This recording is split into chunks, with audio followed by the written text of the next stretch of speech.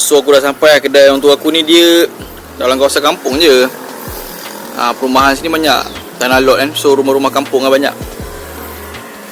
Kedai pun kedai santai, warung-warung santai.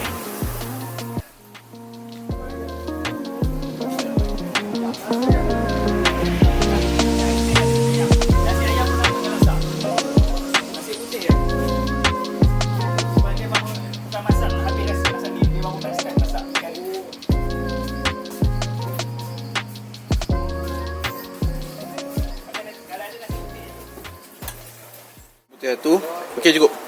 Sikit macam sikit sangat pula. Okey. Bagi ni kari ni satu kak. Kari ni satu. Ambil bahagian ni ni.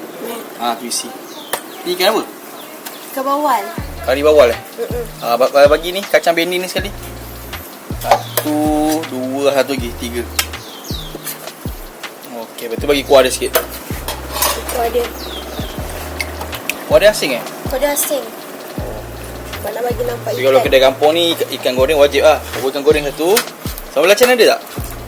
Sambal belacan. Okey, cantik. Kedai kampung ni sambal belacan wajib. Okey dah.